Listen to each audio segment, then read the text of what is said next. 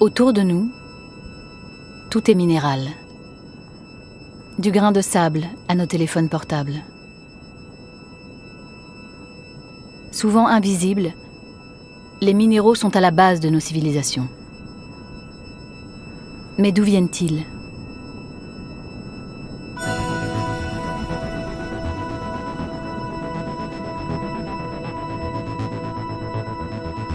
À l'aube de l'univers, au moment du Big Bang, une suite de réactions nucléaires engendre la formation de nouveaux atomes à partir d'hydrogène et d'hélium.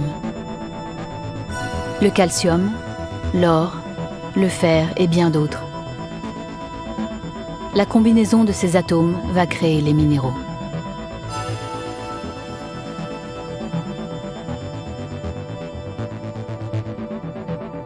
Au fil des siècles, leurs découvertes et propriétés vont alimenter nos rêves de grandeur, nos désirs d'exploration et parfois même notre folie.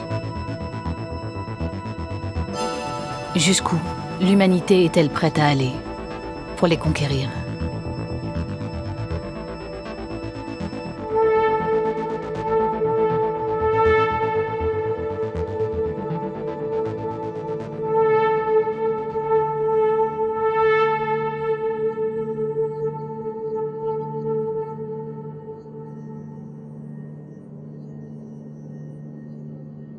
En 1922, au cœur de la vallée des rois, Howard Carter et son équipe mettent au jour la sépulture du plus jeune pharaon ayant jamais régné, Toutankhamon. Dans son sarcophage, on retrouve une multitude d'objets qui témoignent de la grandeur et de la richesse du royaume d'Égypte. Tout près de la momie, une dague de fer, vieille de 3300 ans, sertie d'or, de quartz et de pierres précieuses, dont la lame semble avoir très bien résisté au passage du temps. L'existence de cet objet pose question. L'art de travailler ce métal n'existe pas à cette époque. D'où vient cette lame ? Les chercheurs trouveront la réponse des années plus tard, dans le ciel.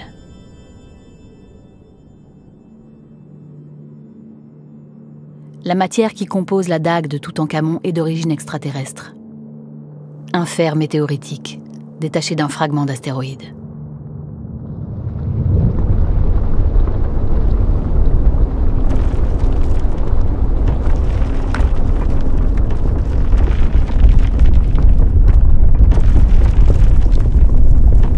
Près de 1300 ans avant notre ère, ce fer tombé du ciel a été glané au sol, faute de pouvoir l'extraire.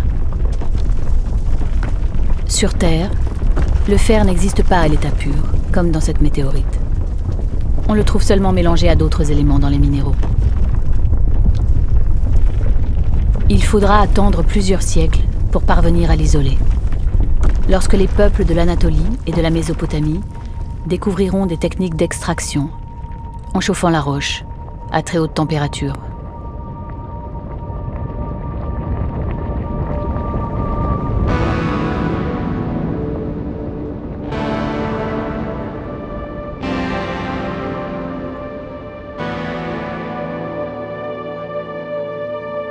Depuis les premiers temps de l'humanité, les minéraux sont vus par beaucoup comme des dons des dieux.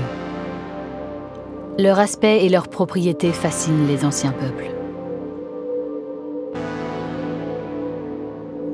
En ces temps où science et croyance se mêlent, certains d'entre eux sont aussi investis de pouvoir, comme le quartz, pierre qui accompagne le pharaon dans son tombeau, censé rendre l'âme immortelle. Les minéraux sont un moyen de transcender l'existence. Alors que l'humanité apprend à travailler cette matière inanimée, son destin se transforme.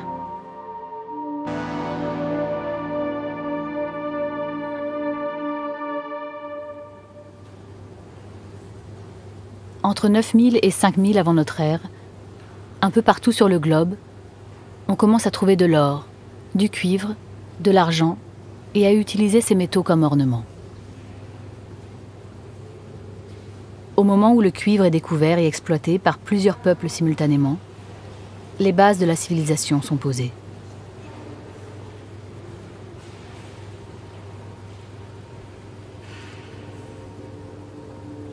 Le cuivre existe à l'état natif. Présent naturellement sur Terre, il suffit de le ramasser pour le fondre et fabriquer parures, monnaies, armes et objets. Mais il reste rare sous cette forme, et ces gisements viennent rapidement à manquer. Hasard ou accident, on découvre que d'autres minéraux permettent de produire du cuivre, une fois chauffé à haute température. C'est le cas de la malachite, la chalcopyrite ou l'azurite. Ces minéraux contenant ce métal sont appelés minerais de cuivre. Grâce à leur découverte, le cuivre devient abondant. Les peuples qui apprennent à le fondre vont prendre un avantage considérable sur les autres, car ce métal permet de faire des armes bien plus performantes que celles faites de bois et de pierre.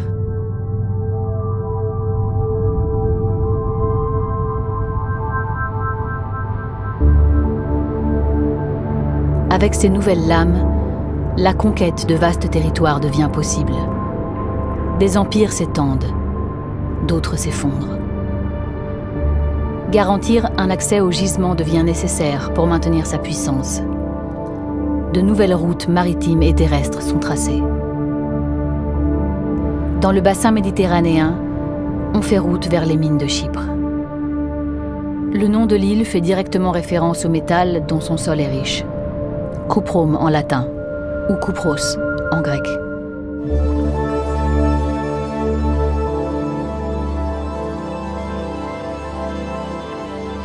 Depuis Chypre, le cuivre devient un produit d'exportation. Les échanges commerciaux s'intensifient tout autour de la Méditerranée. Les guerres et conquêtes aussi. Chypre sera colonisée successivement par les Grecs, les Perses, les Byzantins et les Vénitiens. La recherche de gisements conduit à la découverte d'autres métaux, aux propriétés nouvelles. Ainsi, l'étain, mélangé au cuivre, donne un métal plus résistant encore, le bronze, jusqu'à ce qu'il soit détrôné par le fer.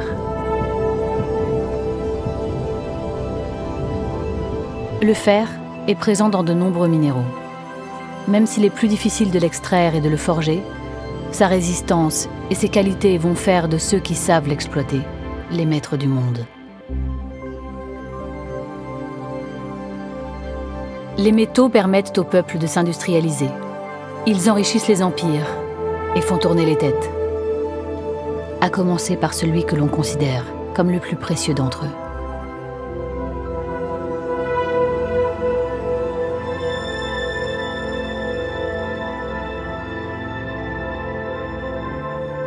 L'or ne s'altère pas.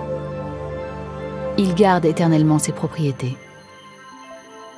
Il est l'apanage des rois et des pharaons. On le connaît et le travaille depuis l'Antiquité. Mais ces gisements sont rares et il sert principalement de monnaie et d'ornement. Au XVIe siècle, lorsque les conquistadors espagnols pénètrent dans le temple du soleil de Cusco, de l'autre côté de l'océan Atlantique, ils découvrent l'inimaginable. Un trésor amassé depuis des années au cœur de l'empire Inca. Des trônes, des momies des soleils, des jardins dorés. Un monde entier fait d'or. Tout sera détruit, pillé, fondu et déversé jusqu'au port de Séville. L'Occident sombre dans l'avidité, faisant du précieux métal l'objet de toutes les folies, justifiant toutes les horreurs. Les ruées vers l'or entraînent la construction de villes, et des nations entières se bâtissent sur son mythe. En quelques siècles, de nouvelles sociétés voient le jour. Avec les minéraux, l'humanité se transforme, technologiquement et culturellement. Mais à quel prix ?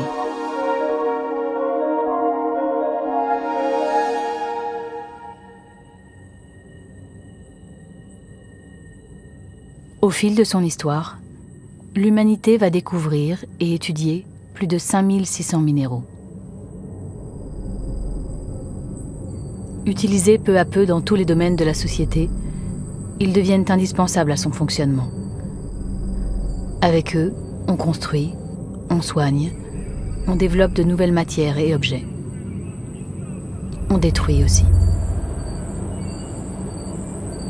La plupart sont désormais invisibles, dissimulés au cœur de technologies nouvelles qui ne cessent de repousser les limites de la science et de l'entendement.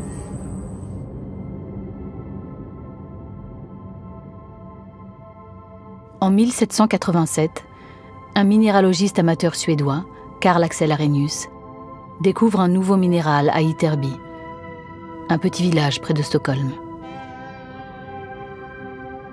Après 100 ans de recherche et de controverses scientifiques, les chimistes isolent de cette terre de nombreux éléments nouveaux comme l'ytterbium, l'yttrium, le terbium. Ces éléments, au nombre de 17, constituent aujourd'hui la famille des terres rares.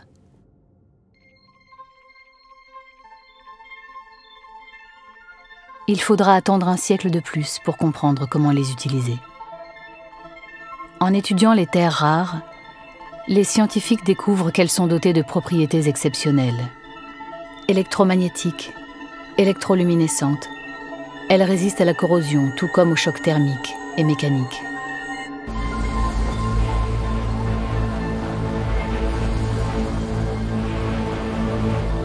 Grâce à cette découverte, le monde bascule dans une nouvelle ère.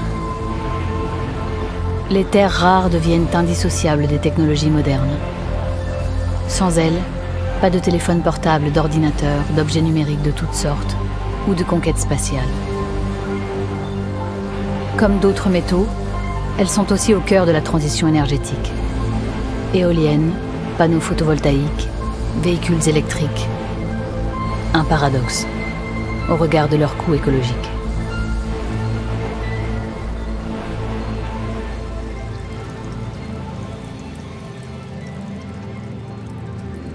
Contrairement à ce que leur nom indique, les terres rares sont en fait assez répandues dans la croûte terrestre, mais très faiblement concentrées dans les minerais. Leur extraction est extrêmement complexe, énergivore et souvent très polluante. Il faut les raffiner avec de nombreux produits toxiques. Ces techniques défigurent les paysages de la Mongolie intérieure et les sols de la Chine, qui détient aujourd'hui le quasi-monopole de leur exploitation.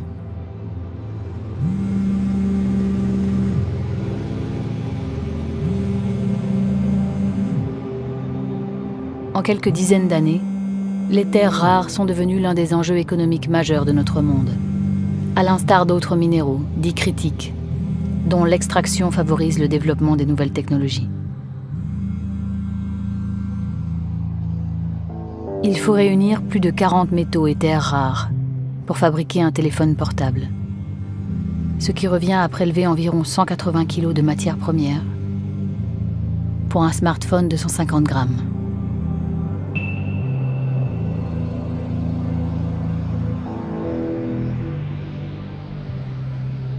Alors que les gisements se raréfient, l'accès et le contrôle de ces ressources devient de plus en plus problématique.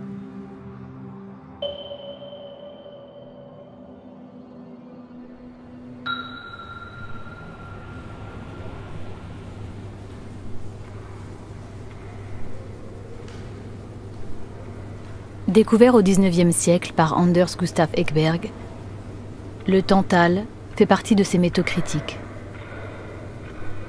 En 1802, il n'a absolument aucune utilité. Aujourd'hui, il est au centre de batailles géopolitiques. Le tantale est nécessaire pour fabriquer des condensateurs et des composants électroniques. C'est l'un des maillons essentiels de nos téléphones portables et ordinateurs. Il est un des piliers du nouveau monde, celui du numérique et de la communication.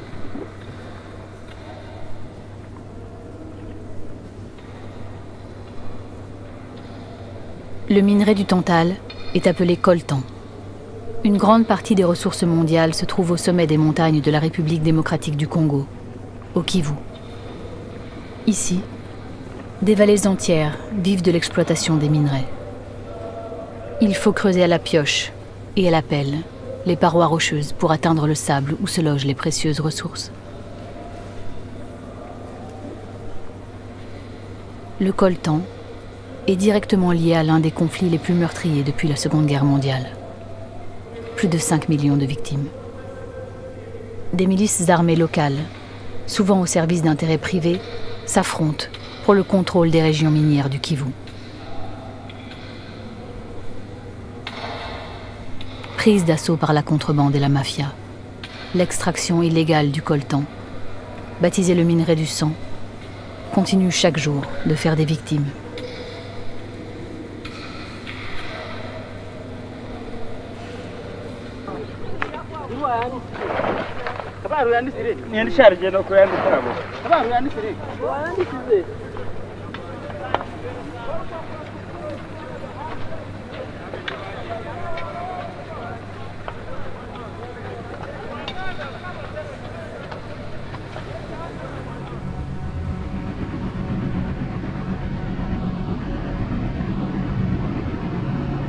À l'orée du XXIe siècle, notre dépendance aux minéraux semble totale. Le monde des technologies modernes accroît nos besoins en terre et métaux rares, mais aussi en métaux connus depuis l'Antiquité. La mise en réseau des villes et la création de nouveaux systèmes électriques nécessitent un besoin exponentiel de cuivre. Nos réserves exploitables et accessibles de fer, de nickel et d'étain s'amenuisent. Notre planète semble désormais trop petite pour contenir l'expansion de l'économie mondiale. Est-il seulement possible d'envisager une croissance infinie dans un monde fini ?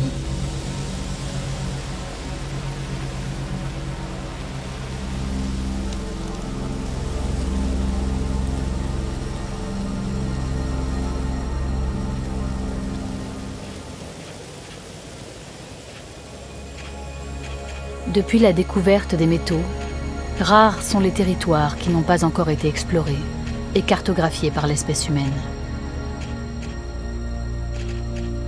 Tandis que certains individus s'intéressent à présent au fond marin, d'autres se sont mis en tête de relancer la conquête de l'espace. Ce territoire inexploré, riche en ressources et matières premières. À l'heure actuelle, l'espace n'appartient à personne. Depuis la rédaction du traité de l'espace en 1967, la plupart des nations se sont accordées pour garantir une liberté d'accès et d'exploration à tous. Celle-ci doit se faire pour des raisons pacifiques, sans appropriation possible d'un corps céleste, ni de ce qu'il contient. Il n'est donc théoriquement pas possible d'aller forer un astéroïde pour y récupérer le métal qu'il recèle.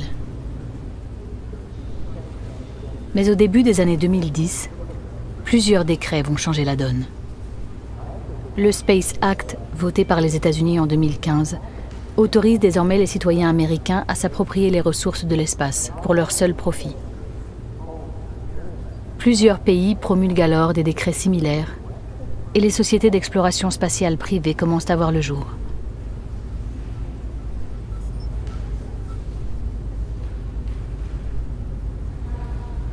Environ 5% des astéroïdes auraient des richesses métalliques insoupçonnées. Leur sol contiendrait notamment des ressources indispensables aux nouvelles technologies. Platine, cobalt, nickel, titane.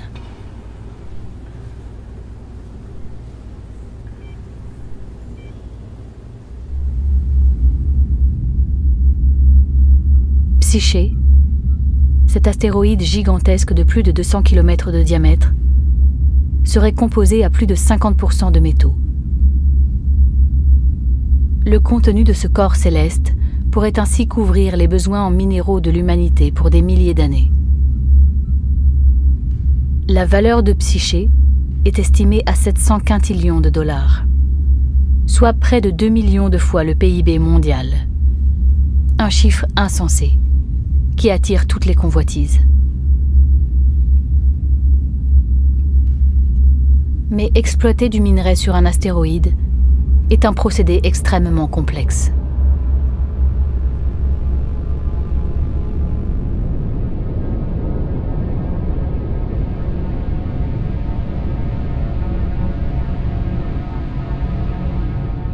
Pour récupérer les métaux qu'il contient, il faudrait pouvoir purifier le fer et le nickel sur place, dans des hauts fourneaux, à plusieurs milliers de degrés.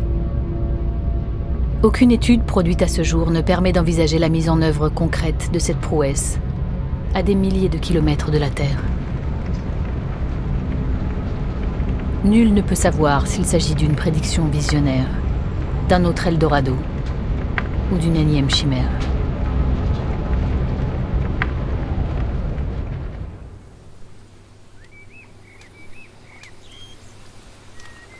La course au progrès ne semble pas connaître de limites, et l'imagination humaine encore moins. Dans une société matériellement fondée sur les minéraux, la raréfaction attendue de plusieurs d'entre eux devrait pourtant commencer à soulever plus de questions. Certains spécimens existent encore en quantité dans la croûte terrestre, comme l'argile, matériau de base permettant la construction de maisons, le gypse, grâce auquel on fabrique du plâtre, ou le quartz, avec lequel on produit du verre. S'il paraît difficile d'envisager un futur basé sur l'exploitation de ces seules ressources, elle nous interroge sur nos besoins essentiels. À l'heure où l'on pousse toujours plus loin la quête de gisements, ne faudrait-il pas repenser notre rapport aux minéraux et réfléchir à nos besoins de consommation, comme nous commençons à peine à le faire pour les végétaux et les animaux? Les minéraux nous ont permis de faire évoluer la technologie, la médecine, et même d'explorer l'espace. L'humanité jouit aujourd'hui pleinement de ces évolutions. Mais en mesure-t-elle véritablement le prix ?